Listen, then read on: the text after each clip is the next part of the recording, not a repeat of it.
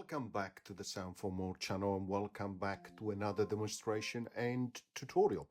Today I have the pleasure to introduce you to ODC2800 from Cherry Audio. Before I continue, I would like to remind my viewers to subscribe as it helps with growing the channel. Thank you very much. Additionally, if you would like to support what I do, please do check the instruction contained again in each video description. Okay, so first of all, I would like to give a big thank you to Cherry Audio for giving me again another opportunity to really demonstrate to all my subscribers and viewers of the channel another fantastic reproduction, a new plugin, which has been a new synth plugin, which has been recently released by Cherry Audio. And yeah, it's pretty amazing. It's based on the very famous Odyssey. And it is really a celebration of the work that Alan R. Pearlman has done through his company ARP Instruments. So it's yeah, it takes inspiration from that duo synthesizer, duophonic instrument, and it adds to it quite a bit. As you can see, you have a mono legato, dual as per original synth, poly.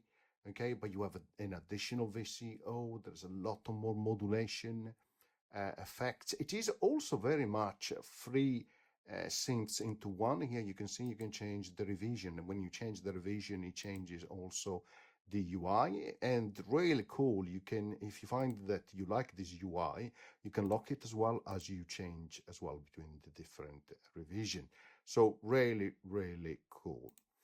As I said, a lot of more modulation options, and also this fantastic section in terms of effect, which you can change here between keyboard and effects, and you have very nice quality studio effects.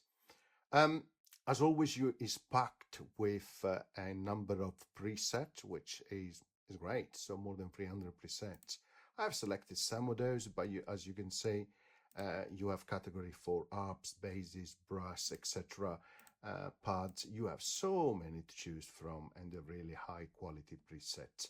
I've started to play with some of those, and let's listen to what they sound like. I have picked up some of them.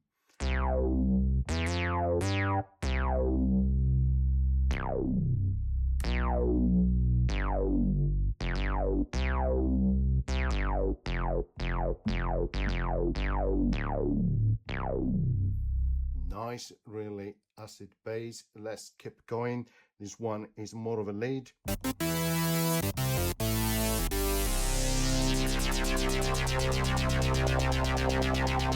I like that modulation coming in, it's really nice. Analog brass, really effective.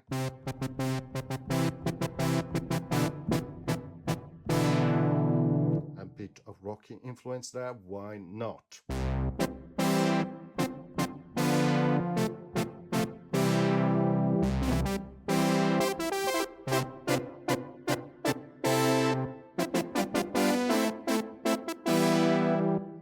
Great, sounds really, really nice. This one is one of my favorite in terms of pad.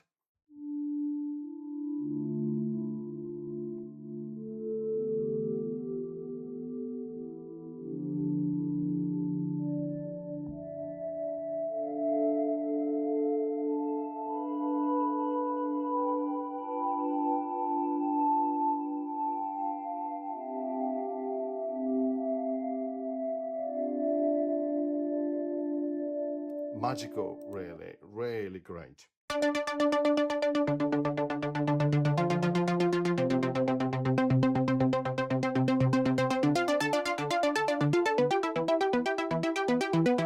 As you can see, you have a fantastic arpeggiator here, bottom left. You can choose your speed changes there, your swing chance, and also the feel as well. Here you can change the mode of running, sync it to the host effect. You can have a hold as well, which is really good to have different direction, up and down, down and up, down, and then the octave in terms of range. Great.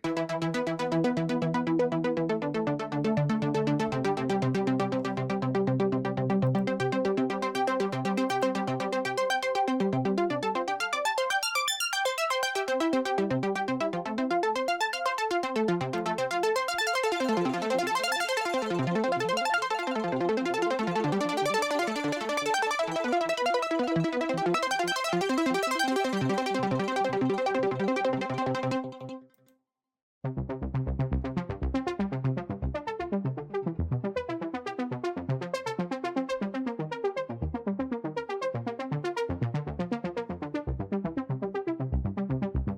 really unique to have an arpeggiated horns. Sounds absolutely great.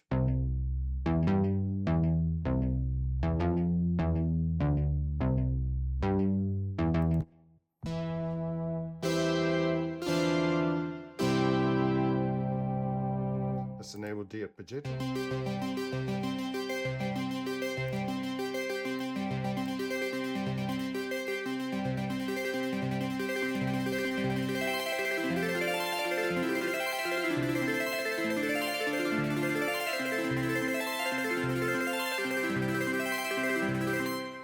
Great.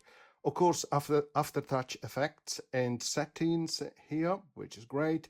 As I said, at the bottom here, you have fantastic quality studio effects that you can choose. Click on effects here, and then you can see all the different options for reverb, echo, flange and chorus, your dual phaser, and of course, distortion with all the settings that you need. Or if you prefer, you can go back to the visual of the keyboard as you prefer. Now let's click new. If you are not familiar with the Odyssey, it might take a little bit of time to actually know how this beast works, really. First of all, I like to actually change the here we go. So let's change the region, and I prefer this color here, this gold type effect, and I lock the UI. Of course, as you change between different revisions, it will change also the characteristics of your synth. As I was saying, if you're not used to use Odyssey, it will take you a bit of time. You need to be really pay attention of the direction of the arrow. So in this case, I have VCO1 and VCO2 active, you can see, which are going inside this audio mixer. So if I reduce this, you start to hear only VCO1, and of course if I take this down, you don't hear anything. You might hear some underlying background noise because you have your VCA on here. If you turn this off, of course you don't hear that either. At the moment it's using a sawtooth, there it is, but if you move this down like so, it becomes your square. And of course, if you have square selected, then you can choose ear pulse width down here, and also modulation, which will come from this LFO. Again, you can see LFO 1 going as an arrow into here, and therefore you can increase the modulation now.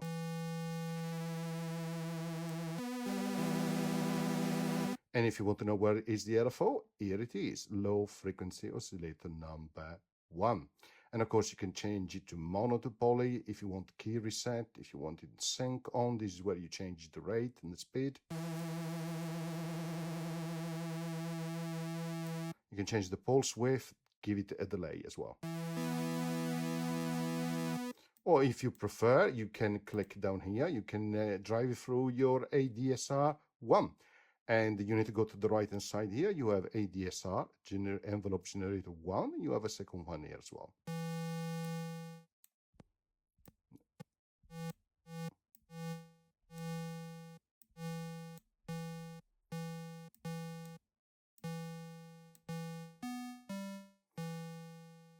At the moment it's set to keyboard gate. You can change that as well. So it become an LFO, but following the envelope shape here. Option for velocity here as well. Keyboard repeat or not. It depends as you set it. Or auto repeat as well. So you can set it like that. So we repeat now as long as you keep the keyboard key actually on hold, or you hold the key, right? Similar here, you have a keyboard gate bar for the second one up here, right? And as I mentioned, you have 3 VCO, so an additional 1, which is great. So VCO 1, 2, and 3. Okay, here you have also FM for frequency modulation. You can do this through LFO again here. A sine type of square if you're changing down here, right? Your choice. You can also have sample and hold to create further modulation here. or you can change down here to actually be driven by your ADSR. So you can see you have to pay attention to the direction of this arrow. And here, when you see this button with the arrow coming down, click on it, and here you have a lot of more options when it comes to modulation, which you didn't have in your original synth. Okay, so you can, of course, quantize here, by the way, change the coarse tuning and fine tuning as well, and you can repeat all these options for the three oscillators. Here you have your setting for the sample and hold mixer. Okay, if you wanted to trigger for the LFO, VCO, noise, and yes, you have a noise generator here. And down here you set what type of noise generator you want to have. So pink, brown, violet, and white, or coarse. Okay, and of course with free VCO you can mix them between the three of them with different settings. You can obtain something really unique.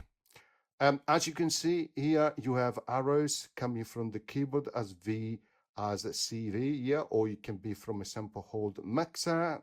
Okay, and it goes inside your voltage control filter.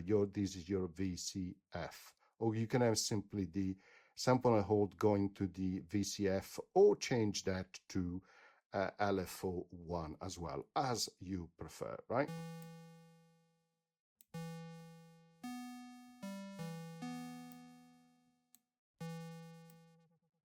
Here we go. We changed the frequency, the cutoff frequency, and now you can hear the LFO acting through this level of modulation inside the filter.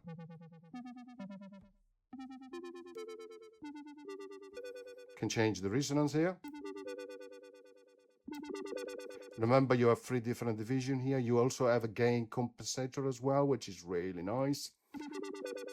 Can change the type of response here, low pass, band pass, high pass. Here you have the high pass filter as well, which you can change in terms of settings.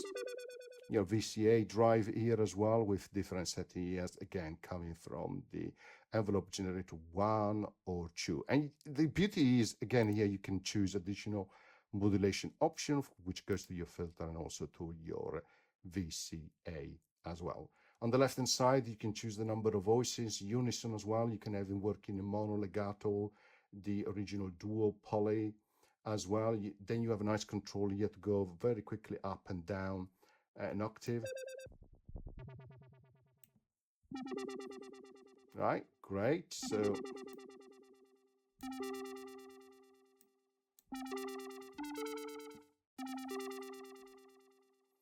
here you can change your portamento setting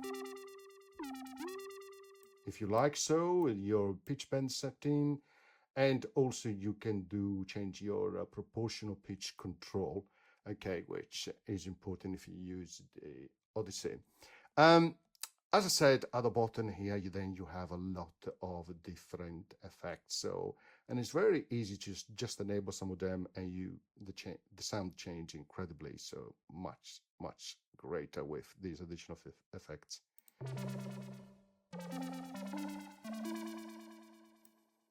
Even without a lot of modulation.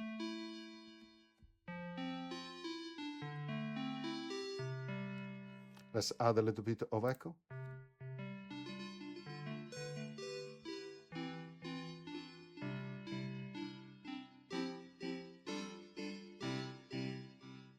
And this is just one VCO running, VCO1.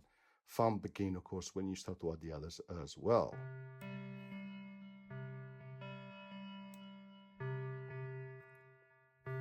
Let's quantize here on octave below.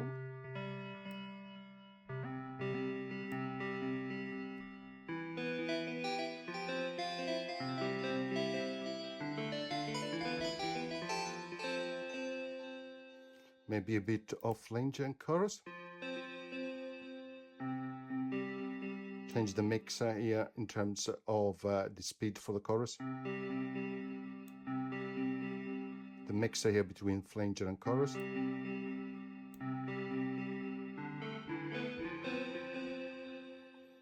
That sounds great. Go back to the keyboard setting, activate the arpeggio.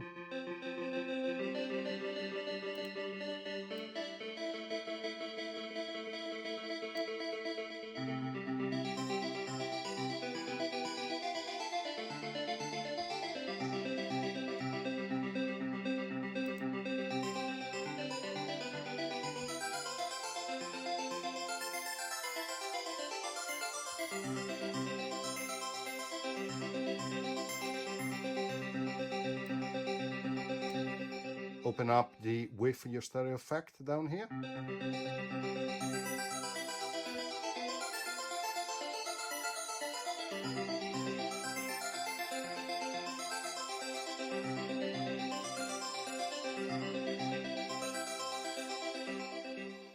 Remember here, you have up here the traditional controls in terms of setting. I always have this one on. In terms of oversampler, you can go up to the maximum 4 times, of course, if your processor can handle that.